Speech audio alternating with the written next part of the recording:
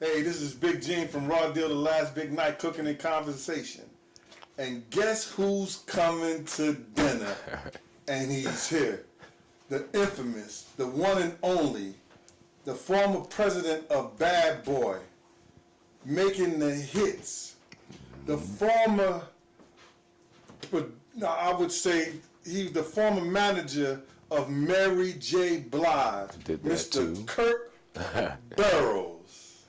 Thank you, Gene. Hey, Kirk, what's going on, man? I'm glad you can make it to dinner, brother. Thank you for inviting me. I mean, no better invitation from no better person. I've known you for so long, man. Thank you for inviting me to your home. And I'm looking forward. This is my, third interview ever in the history of whatever I've been doing for 30 or so odd years. So thank you guys for tuning in to hear what we have to say. Well, see, it's the social media area now, you know. Like, everybody got their own show. Everybody got their, different people got podcasts and stuff like that. And I'm sure after this, everybody and their mama going to want you. And I'm sure they've been wanting you to come up there. And I'm glad that you said that you would do my show before you would do anybody else's show. Yes. On that level. And I really appreciate that, man. Well, you were one of the first people to come to ask me. Other people to ask, but I knew you. And, you know, you and I, we go so far back. We're part of history in hip-hop, the culture that we built together with all the other people. I mean, it has lasted, and it's around, it's still here, so you would be my go-to first. It's home team. I appreciate that. All right, there we go. And, you know, me and your relationship didn't start off that way, you know. Rocky. Yeah. Rocky 1, Actually, 2, and 3. We go back as far as the Red Zone in the building when Puff, Sean Combs used to collect all the money and had to bring it to your house at the end of the night when you used to live over there on 111th and 5th Avenue. Yes. In them expensive apartments. At the time, very expensive, very new, very swanky. Yes. 5th Avenue, it was that was the home base spot for my end of what was happening at Badboy, and a lot of business and things did have to come by my way, and it all started from day zero with people like you from the promotion side, keeping that end going, because that's where Old Boy started, party promoting, one of the best that ever did it, by the way. Right. All right? Daddy's house. Daddy's house, that's what it was. And so being young and in the mix, creating that Daddy's house moment, and then being an executive on the rise at Uptown, which might have been the official urban black label for R&B hip hop and for flyness.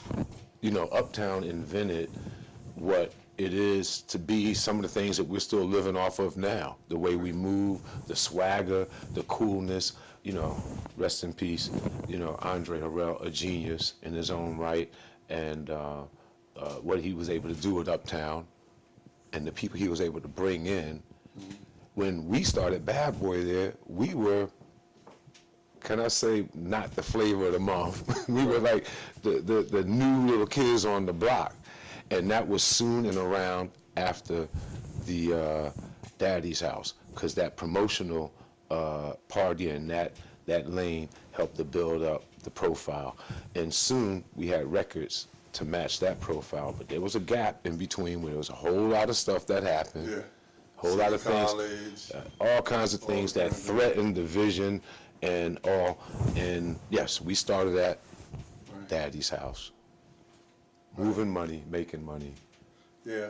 Some of the things that I was a part of, it was to get Puff to and fro wherever he had to go. And when we had first started, I wouldn't take phone calls from you guys because I had a deal with Puff that he was the only one going to call me. Yeah. And I remember the time when Very true. when I first got a phone call from you, and you told me, hey, this is Kirk Burrowes. I'm the president of Badboy, and I'm going to hook you up with Puff, I think he was personal assistant. Yeah. You know what I'm saying? His personal assistant. He going to let you know where Puff got to go and what Puff got to do. I said, who you say you are? He said, Kirk Burrowes. I said, all right. Click. All right. The name meant a lot to other people at the time, but Big Gene, you know, he was who he was, and I didn't know who exactly he was. I knew that we needed him to do that phase. And I want, you know, we have to explain to the audience. We talked about how we first came about each other. It was in a position where he just knew who I was and dropped whatever he had to drop off. There was not a lot of conversation. He knew I was around in the mix. We weren't that big of a company for people to pay attention to in that way. But now he's talking about a few years in, we had left Uptown, we had had a few remixes, some production success, and then we were able to launch the label for the second time through Arista. And at that point, we had the records, we had the talent, we had the team, we had the office, the movement was there, and we needed security for him at that point more than ever. And that's what Gene is talking about when we had to call Gene up and say, hey, we need you, and this is what we need to do. And I was of the ilk that, okay, so you need security, let's find security. But old boy always knew what he wanted. He was always very specific, very detailed. It wasn't just security. He needed a certain type and a certain person, and Mr. Deal fit that bill. And when it came time for me to try to engage him, he made it pretty difficult by hanging up the phone. And I had to go back to my boss to say, hey, can you get me on the phone with the person that you need for me to make this arrangement with? We had to do that for a few times, Gene, up until we had a little bit of smooth sailing. Yeah. And it was smooth enough.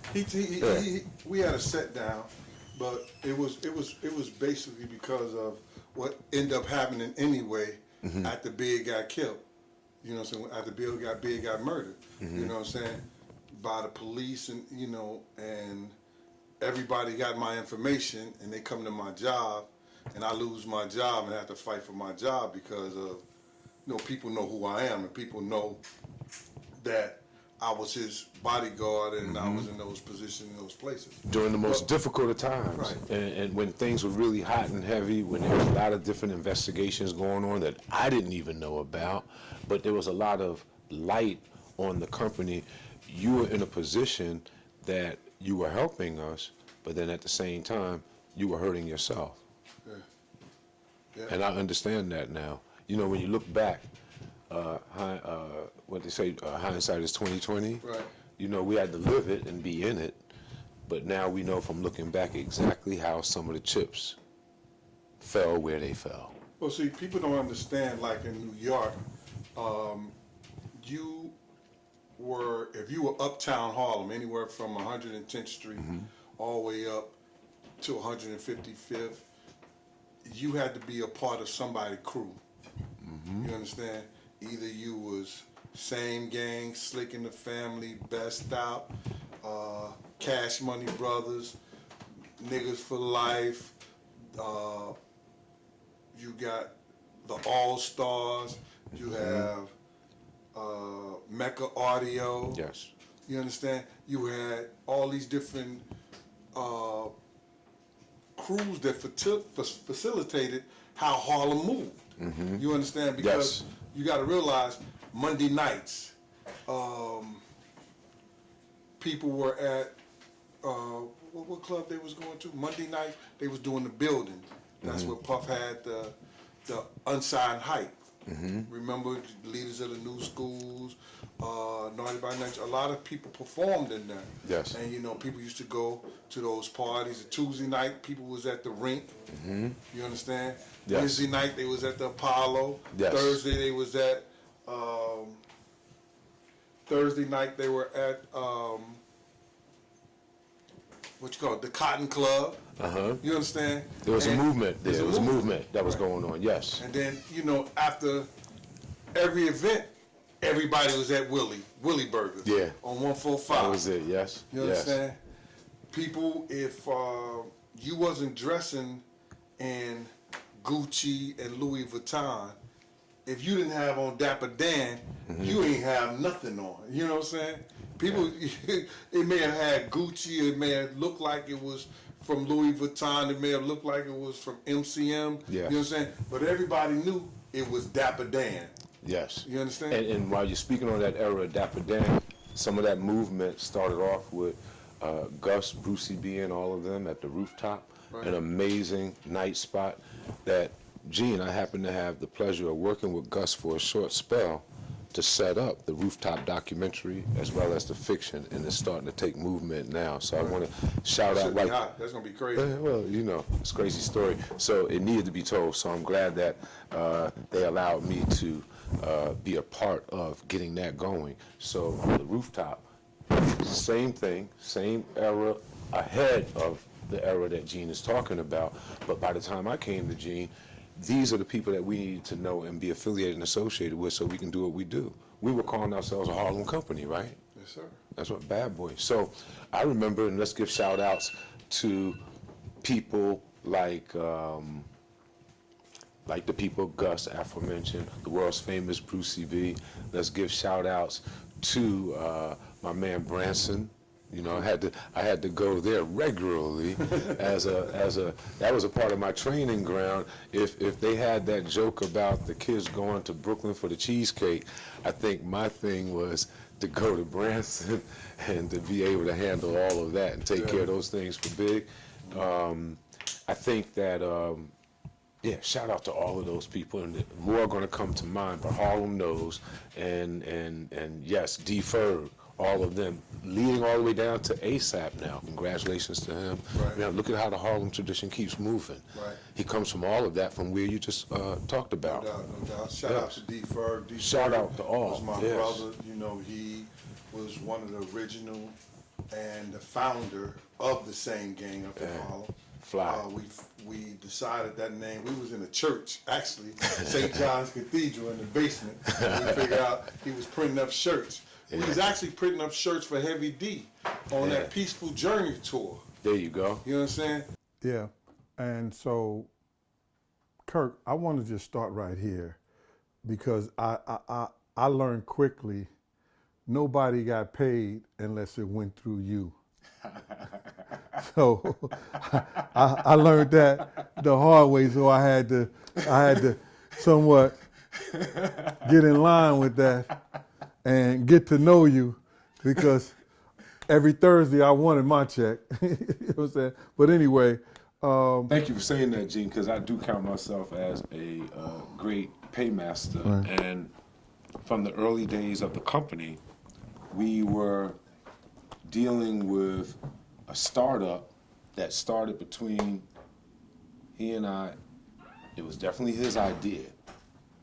But he and I, working together with a lawyer who helps to put the administration, but all the marketing and all of those things are all the things that we had to do just between the two of us to build that company up, from remixes to production. It was an everyday thing. So by the time that we're talking with the checks, we had survived all the early stages of being an indie production company to getting from one deal to another to achieving a label deal for the second time, not with Uptown now, but at Arista, which is when everything was an uptick and we really had that budget to make the moves we needed to move and we were able to do what we needed to do. And that's the area where I'm most proud of, because companies during that time, they can sometimes have their Con Ed off or their telephone off, or you can hear people lining up on Fridays saying, "Where's my money?" I have to say that every Thursday I got the money that was owed to me. I never had to ask twice. You know, when it was time to get paid. Oh boy, yeah, Badboy never. They don't owe me anything. You understand? There you go. So what I do want to say is that I would like the people to know, you know, when we got to the point where we had the office on 19th Street and stuff like that, what was your day-to-day and what was some of the duties that you had as being an executive at Badboy, and what some of the things that you had to do to make sure Badboy ran the way it did? Well, let me give a little bit of I guess this is my moment for a minute to go through a few things. At the moment that we're at 19th Street, we're signed through Arista Records, and Clive Davis gave us a deal that kind of rescued us from the uptown scenario. A lot of things that I'm going to talk about now are going to be in my book coming out, Persona Non Grata, which is Latin, sort of heady, Latin for the invisible man. For the last 30 or so years, people don't know my name, don't know that I exist. But if they do, that means they're industry people who might have been a fan of the era in the music, but they don't know the things that I was able to do for the company, as well as those great artists that I've been able to be affiliated with. And I just want to interject, some of the people that you raised has had artists like Chris Brown. Yes. You understand? Yes. Had artists that do crazy numbers and stuff like that. Yes. But they came under the tutelage of Kirk Burrowes, and I would like you to speak on that. I'm sorry for No, it's all good. stopping you right there. Let's talk about how Uptown was a fantastic, fabulous place. All teams and executives, God bless you guys, you know the era that you guys created. We had a small spot in Uptown, one little office. We had maybe, we were a production team that was being a production company to service the Uptown artists like Mary J, Heavy D, I'm saying a little out of order, and Biggie, who was actually signed to Uptown first. So one of the first things I'm revealing that would be in the book coming out is that Biggie was signed to Uptown as an artist, and we were producing his album as a debut on Uptown through Badboy Productions. And the situation with Badboy Productions was that in creating that music, there was a woman, C. Dolores Tucker, who came down hard on the industry in and around Tupac, and basically coming down hard on the West Coast. Shout out to those guys and all the great things that they did and that they're celebrated for now. The most serious case was that pressure was being put on by politicians to clean up the music. And so people at Uptown got pressure from MCA, now Universal, to maybe not do the big album the way it was done. And to Andre's, he's just a great guy. When we were leaving Uptown, he allowed us to take what we worked on with Biggie with us. So imagine if he had not, in his generosity, what the formula or what the plan for Badboy would have been. I mean, we had a few harrowing moments in the setup, trying to keep everything alive and keep everything going. So, But I had to stop you right there, bro. You know what I'm saying? And I don't take nothing from the greatness of Andre Harrell. yes. You understand? But his own, the person that he mentored, used to say all the time, he couldn't fly, he couldn't find a hitter if it smacked him dead in the face. Let me explain some of this. Let me explain some of this stuff, because to tell you the truth, And some of the people that he let go and get by, and that happens to a lot of executive business, stuff like that. So it just as when took him, his ideals and what he wanted to do with the Junior Mafia, Lil Kim, and the whole 9 yards, he flat out told yo, that should have never worked. well, I guess part of it is bragging rights. Part of it is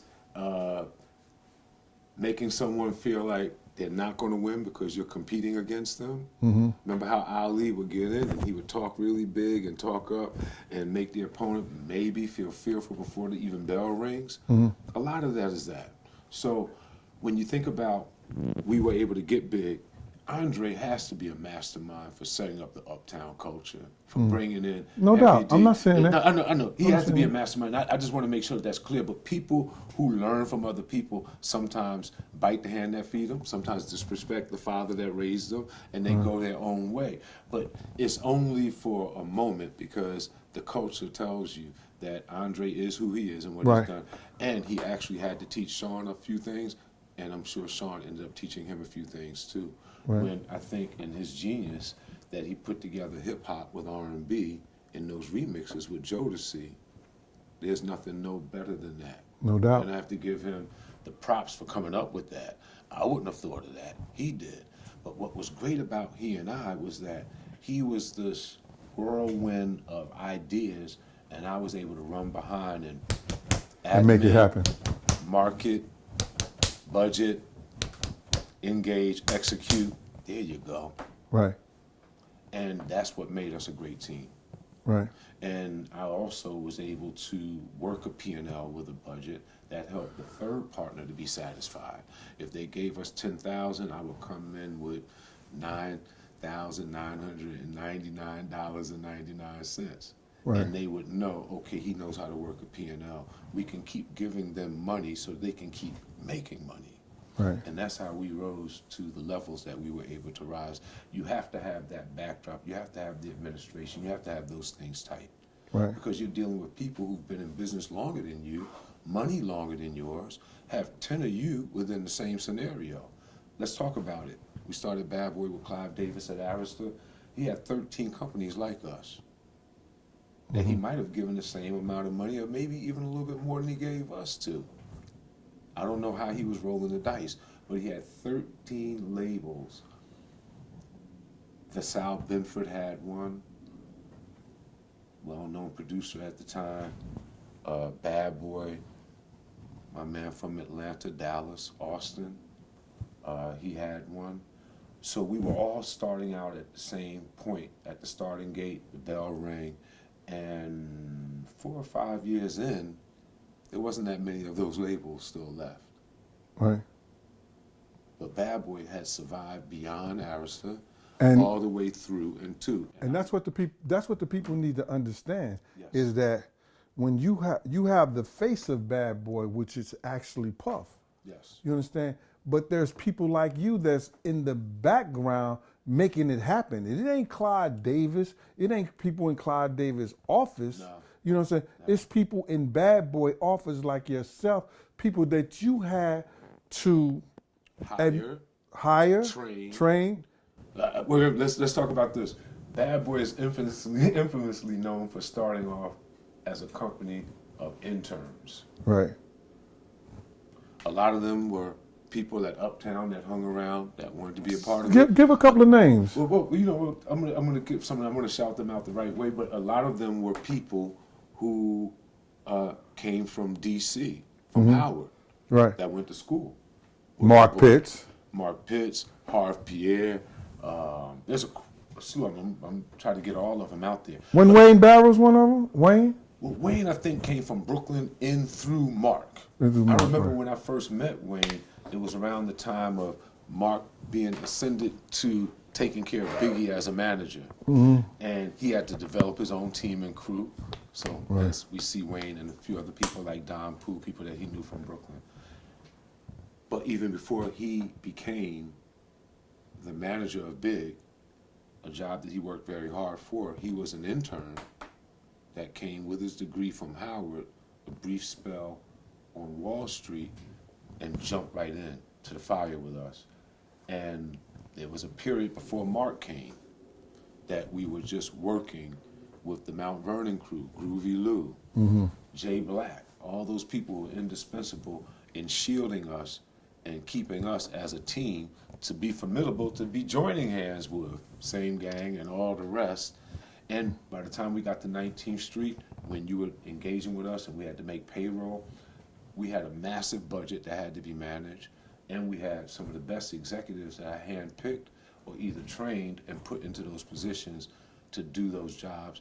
By that point, I had worked with him for so long, I knew how to build the remainder of the company around the way he moved and how he thought and what he would like to see. So I thought we were a great team, and that I want to celebrate all the great songs. I remember there was a time when he would knock them out in the studio. Sometimes I would be in the studio up until 1 o'clock or 2.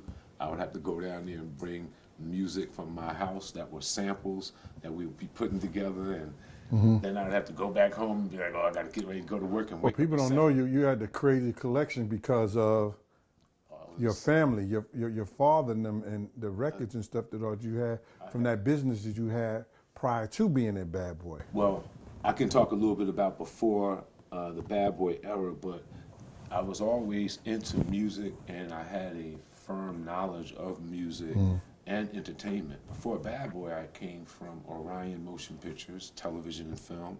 Before Orion, I did television at ABC.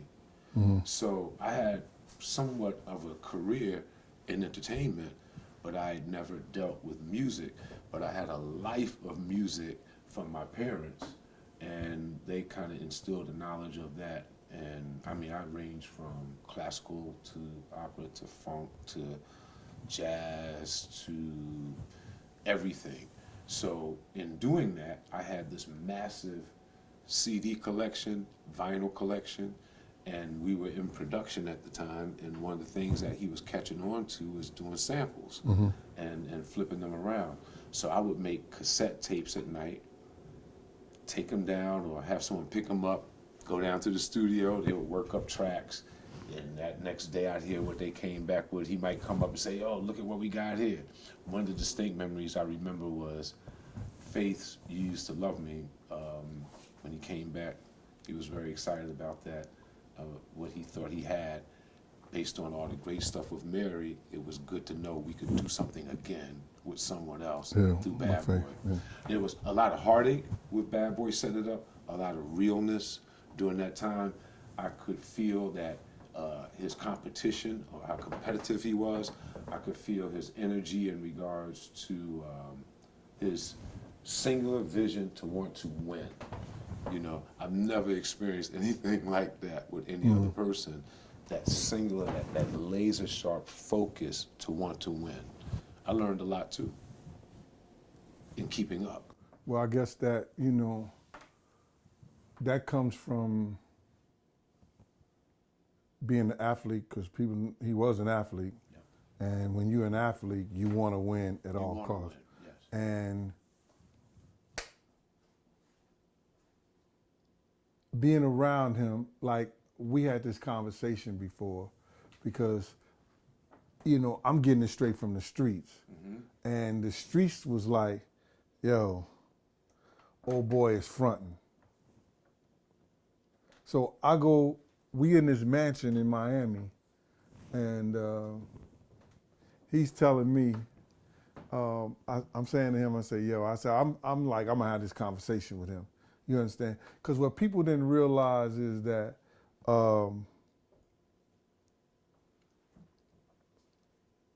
I considered myself more so of a big uncle to him at the time, you know, because when he used to use profanity around his mother or curse at her, I used to check him, you know, and people used to look at me like crazy. When he used to call himself, want to snap and joke at somebody, and he want to joke at me, I used to talk about him, you know what I'm saying? I used to talk about him in front of anybody and everything. So I didn't have this, and I really didn't care. I didn't have the same fear that other people had from him, because people actually feared him. Yes, they did. You know what I'm saying? He put that in the air and in the mix.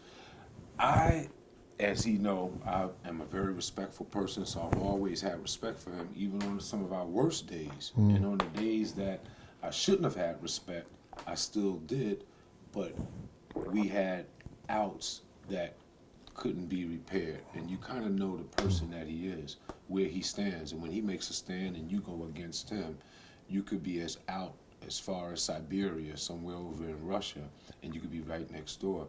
He has that type of mental and that type of capacity. But as he's shutting you out, he thinks about you every day. Yeah. He also has that type of energy going at the same time too. You know, I seen that with Heavy D. Like, he could say that he hated and didn't want to deal with nobody. And there's a person like Heavy D would say, yo, you need to do this and you need to do that. And he would think about it, next thing you know, Yes. that person is cool with him. Because he understood the next steps. He's someone that knows what sacrifices that he has to make to get to where he has to go. And deep down, I think that he feels that the sacrifices he's made maybe more than what you might have made and that what you might have lost. And deep down, the issues that I might have, the sacrifices that I've made might not be as much as what he has made. In his mind, he has made the most for what has happened, which is why he doesn't have to pay regard, monies, or credit to other people in regards to the situation with Badboy, your input, my input from day zero to when I was asked to leave, which was a few times before I actually finally accepted the fact that I was fired. It wasn't that I was stubborn. We had this off and on relationship on the job where he would fire me and then say, come back. You know you're not fired. Or you know you better get this stuff done. He would never actually apologize for the snafu, but I would know we were good from him mentioning what he knew that we had to get done. That means you're going to work tomorrow to finish this stuff. He knew the type of person I was. I would be sitting there thinking, oh, I need to get this done. I need to check this off. I was a person that he didn't have to feel threatened about. He didn't have to check his accounts with. I handled all of the money, like you know. I know. And it was never a threat when I was fired that I stole money. In fact, when I was fired, I really didn't know why. I think it might have been personality conflicts. Like you were able to tell him things and he would have to listen. At some point, he didn't want me to be able to tell him things. Right. And I was always able to tell him things. Always respectful, maybe not in front of you, maybe not in front of an audience, but I would tell him when we got to where we were in the office, that was wrong. We got to straighten that out, or we got to correct this. It gets to a point where maybe he didn't want to hear that. You know what? Someone told me this before. He said, there are very few guys who make it in the business that want to keep the same guys around them that knew they used to go and eat White Castles for lunch, or you know what I'm saying, going to the Chinese food restaurant and stuff. That was their main course. They don't want to keep those guys around them like that. You know what I'm saying? There's very few guys that like that. I hate to generalize in this moment, but I stepped into the music industry, and when I was in the film business, the Orion Pictures was closing up, the writing was on the wall. Those people treated me wonderfully. God bless my Orion family. If any of them are watching or see this, some of the best times and years of my life. The writing was on the wall with the film company. People were so wonderful to me, they gave me an opportunity to say, hey, you want to stick around, fight it out with us, take this golden parachute, what do you want to do? Right. Gave me time to think about it. And when I told one of the senior executives there that I was thinking about doing business in the music industry, because I'd already started to do a few parties with New York Live and things like that, and hanging out at Uptown at this point, not really working with old boy yet. But he said, you know, he closed the door and he said, look, the film company and television companies and business are, you know, the trash can in the entertainment business, but the music is the garbage can. I said, oh, he doesn't know what he's talking about. He's a little too senior. It's the worst. He's a little too senior. He doesn't know. I mean, they're having fun over there at Uptown. I go by there. It's like, it's popping over there. Man, you don't know. I'm moving over to that area. Thank you. Probably one of the best and worst decisions of my life. Right.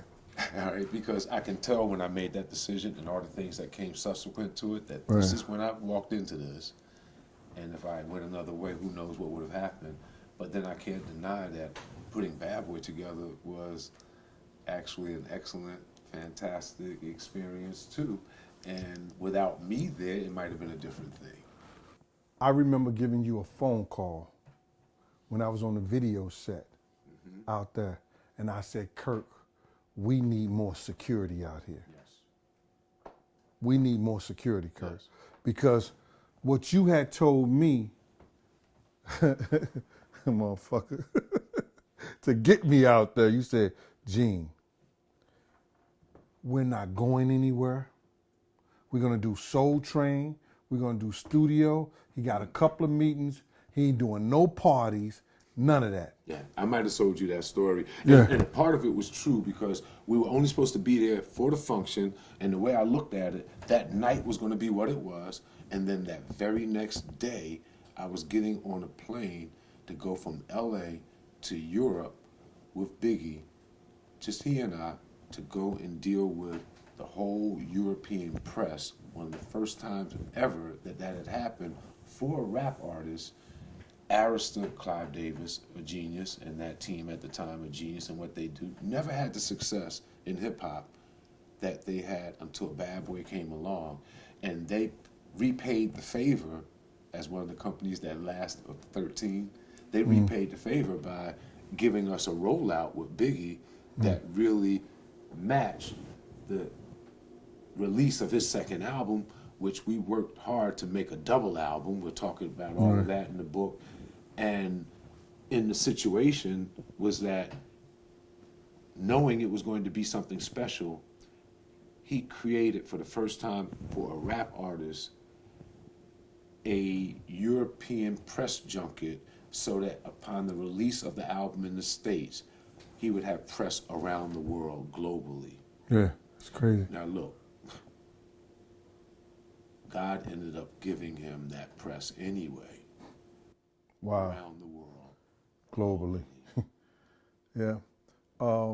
I remember you called me back and you said he's not paying for no more security.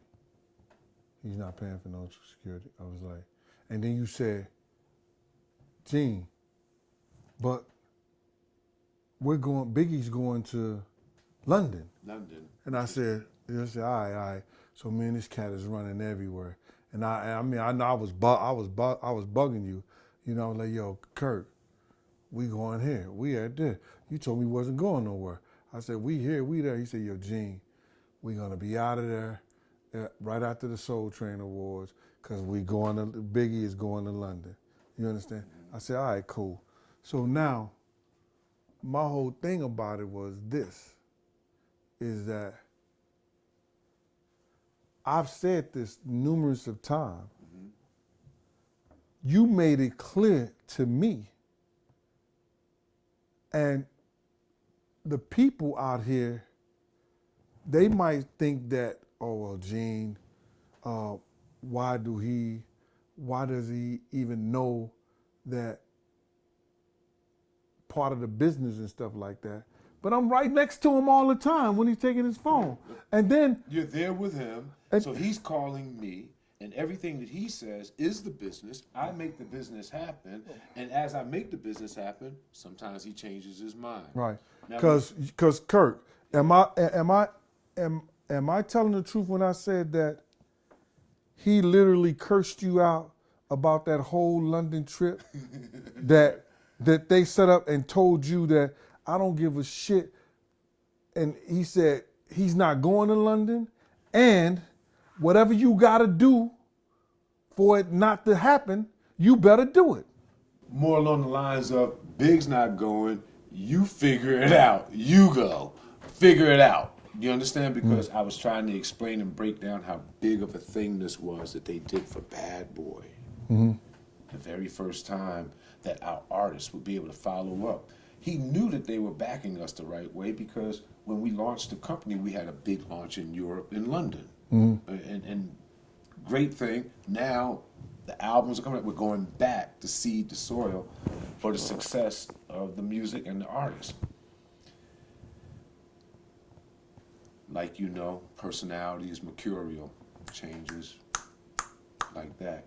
So when you're in the midst and things are happening and you get the left, right, and you get all these different options and decisions, sometimes you make decisions on the spot. And he decided that Biggie wasn't going to go.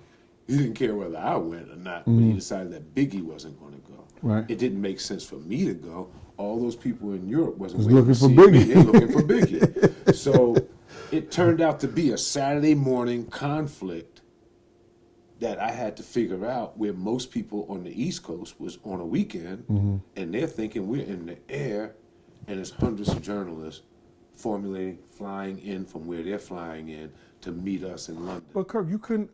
It was Thursday when we was just sitting in the limousine and he was telling you to figure it out and everything like that.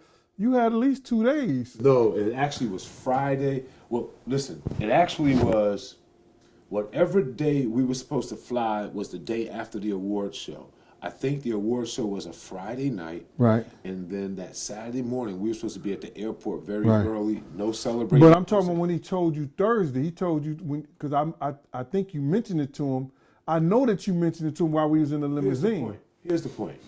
It's a schedule that he knew we were supposed to do. He knew how big it was. Right. So someone needles at you. It's like like, I don't know if you have children or, as they go through a growing phase, they know they're supposed to do something, but they want to do something else. So they begin to needle you about the something else as if you might have forgot what they were supposed to do and begin to set the stage that I'm not doing that. So it started on Thursday with, what are you talking about? And I'm like, he's bugging. Friday, we need to get that thing. We need to have that party, do whatever we're going to do, or go to the Soul Train, have that good time, be at the airport on time. So it's huge, it's big.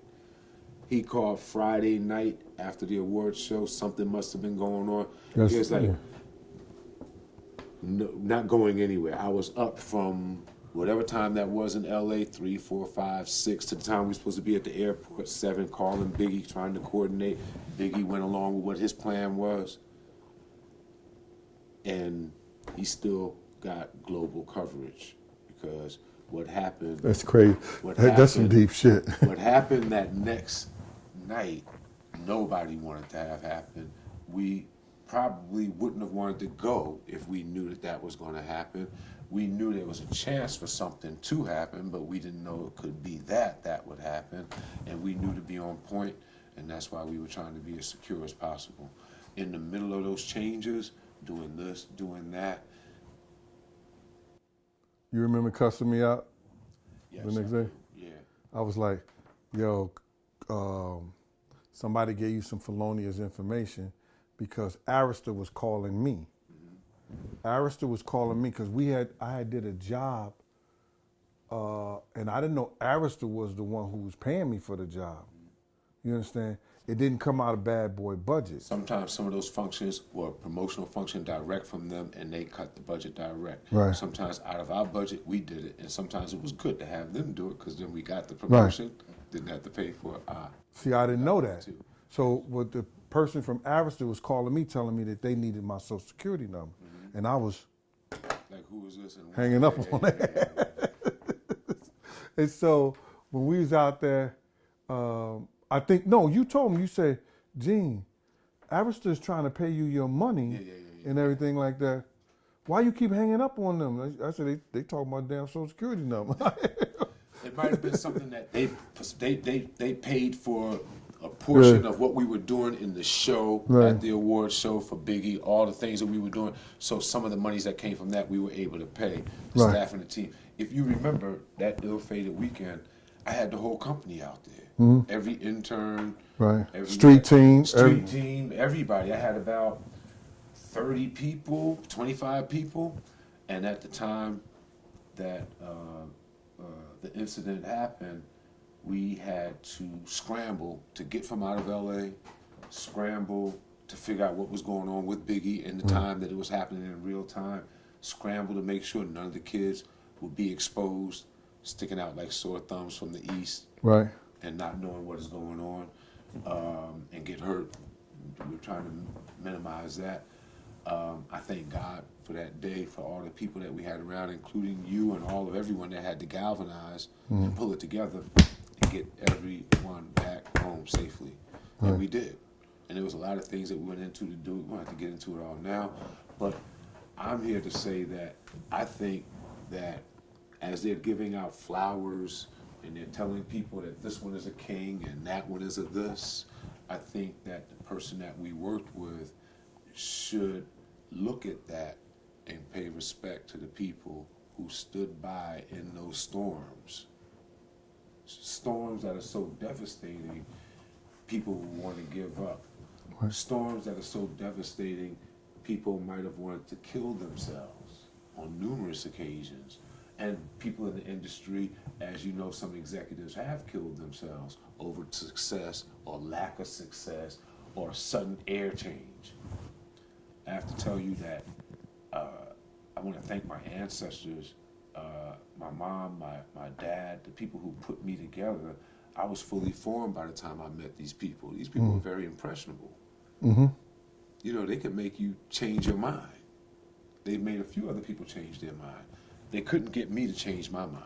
I'm here with you. Yeah, I was already who On I that. was. Yes, sir. You understand? So I didn't have a conflict or wavering. God-fearing. God-fearing, and I also am someone that you would want to just say, oh, just get rid of him. Because he's not going to bend, he's not going to yield, he's not going to play ball. Right. I didn't steal. I don't lie to people about business and money and things that are import to their lives. I was looked on as a family member to him. I was the godfather of Justin, his oldest and first child. Right. I think all of those things mean something to me, and they meant something to me then. They still mean something to me now. He knows from the things that he's done to me, based on those things alone, I'll have respect enough not to go AWOL in any scenario. Even as we're here right now, we're reflecting as gentlemen, celebrating the culture. And those are things that we can go AWOL about. But what we're looking at is looking at what was done, how we contributed to it, and how we keep the train on course. There was a time, Gene, I want to share with your audience. The last 6 months of Badboy, I was raised to $125,000 a year. That wasn't a lot of money even then. Most people in my position was making $250,000 a year. So underpaid, never got my cut. My credit has since been erased. What little credit he did allow me to have during the time, that's been erased. A weird thing happened. I moved away from that, not knowing all that was happening to me during the time. Got a phone call from Mary J. Who's Yeah. I wanted to go into that though. I wanted to go in there because when I found out that you was managing Mary J, it was weird, and I know how old boy get down. You know what I'm saying? And it was shocking, but people don't know if they really followed Mary like they were true followers of Mary. Mary had fell all the way off. Well, what had happened was this, Gene. Let's put it to what had happened. An amazing artist. There's something about Mary. There'll always be something about Mary. I love her from the bottom to the top. I call her family, industry family, as well as family. We've had falling outs as well as falling ins. But a part of the story that involves Badboy and what you were able to see, it kind of involves her too. My search for the truth in the book, Persona Non Grata, that is a memoir that will detail business deals, signing of artists, and all types of fantastic things from the culture that'll show that I was there, not as a fly on the wall, but someone that was making these things happen and paying these people to do it. I have to write the book, something I wasn't ever interested in doing. I'm happy on the merits that I've achieved, but there's been a vicious game of erasing my credits, not honoring me for the work that was done, going all the way back to day zero from the exploits that you're talking about, to the point where when it looked like things were over at least 2 or 3 times that I was there in charge, I had to pull people back from the brink so that we can keep moving. For some reason, that thing about not wanting to be around people who knew you when you were just starting out, that could be the one thing that he don't want to be around me for, because we started the company together. And you could tell that he used to eat applesauce with everything. I could tell a few other things. But the reality of it is, whatever it is, he's been cold. He's been turn your back, never turning around. He's been heartless. He's been calculating. He's been Diddy. When you tell things about people, they don't know what you're saying, but everyone else knows, and you walk in the room, they know, but you don't know, and you're walking up smiling to people, and they know what it is, but they'll never cut a check with you. They'll never work with you because they're holding his back. You're right. He might have never wanted me to work with Mary because he might have looked at her as his. But then you have to realize this too, is that I was still around him, you know, so, and he may have thought Mary was gonna fail. But then when you turned the whole thing around and got her a #1, I don't know if the album or the record or something. We had a few years together, and we had to build things up in Mary's career again. She had a fantastic launch. Right. Those songs, come on. I was there. I am Kirk Burrowes. Badboy Productions, Badboy Entertainment, anything Badboy from day zero to its ascent with Biggie to post his death. That's the start of Badboy. That's the legend, the company that made everything rock in the 90s culture. So yes, I was there. When you think about what happened before to help Badboy get set up, Mary's a key component to that. Doing the production on her very classic debut album and her very classic single, You Remind Me, I mean, all of that stuff is fantastic stuff. That is from the brainchild of Sean Combs.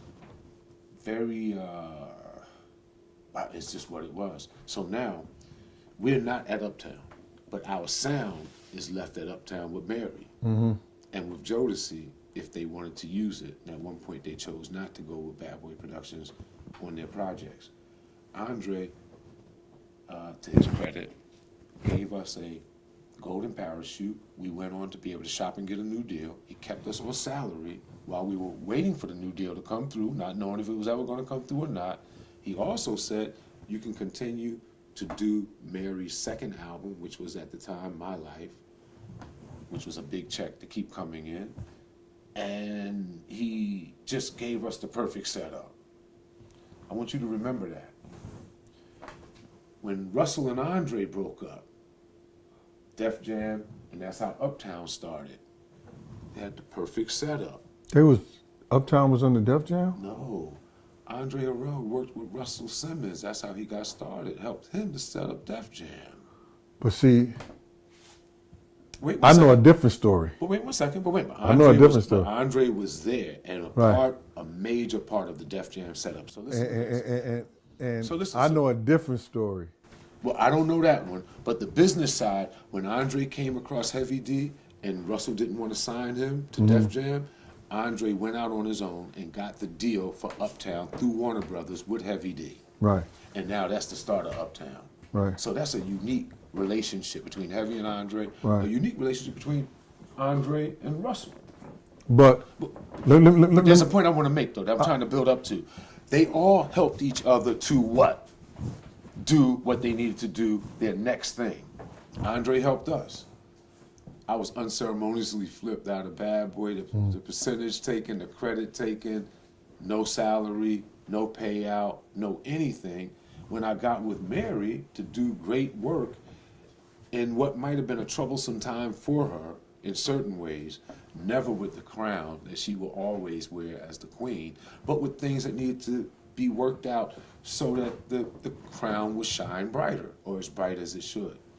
We started to take care of things that they did at Uptown, business-wise, that wasn't copacetic or right for her. So now on the other end of the spectrum, I'm cleaning up the stuff that was there and moving forward with her into her new relationship with Universal, where she was her own executive to put together her own projects, and she allowed me to work with her for 3 or 4 years, where we culminated with her very first #1 pop hit around the world, or worldwide, Family Affair, 4 to 6 weeks, I think, #1 around the world, produced by Dr. Dre.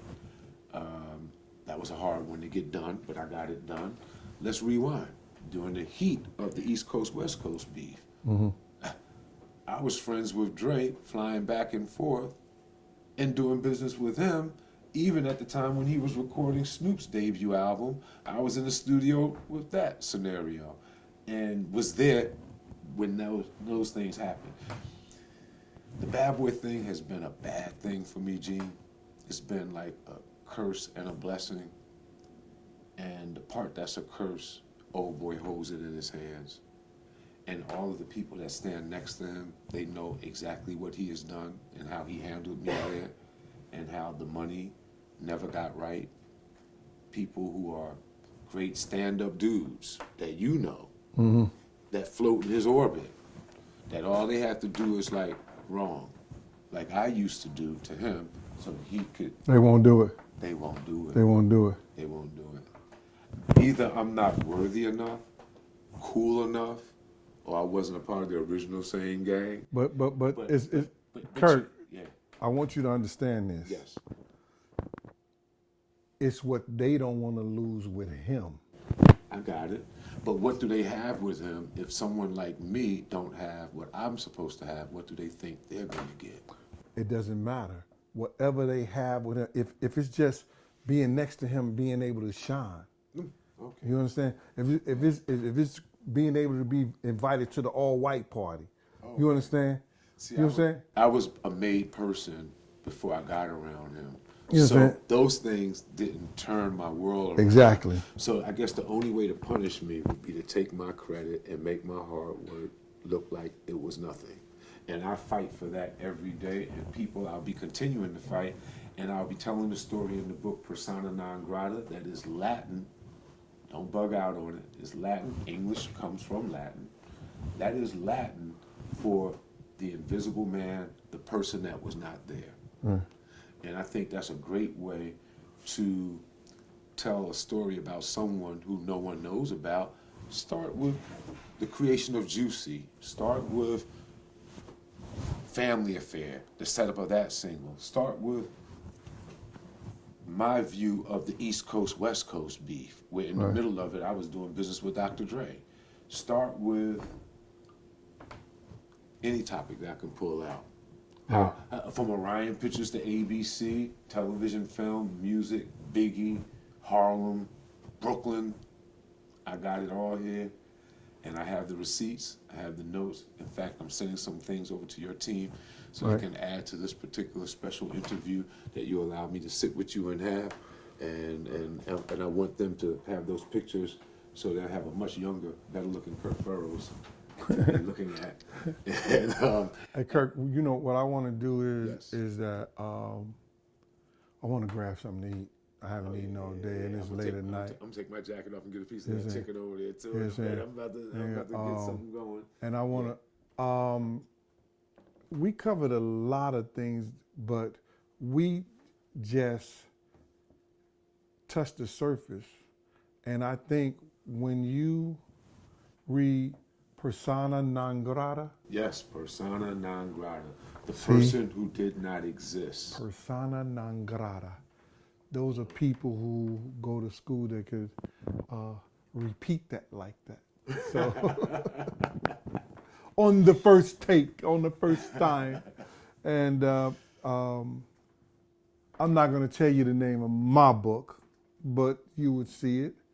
Mine should be completed in the next 2 weeks. I'm going to be finished with writing it.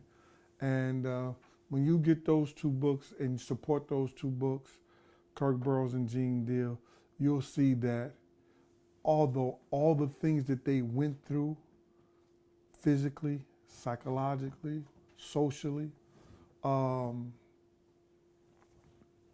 think that Kirk, out of any artist that was at Badboy, I think Kirk, out of any security personnel and anybody who worked for Badboy,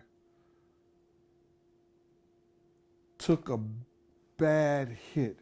Because when you put your soul into something, and I tell people this, and I'm not taking away from none of those artists or anything. No, we don't want to take anything No, away from from them. anyone. No, they But when all had their brick in the house. Right. But there was a foundation for them to build it up Right. on.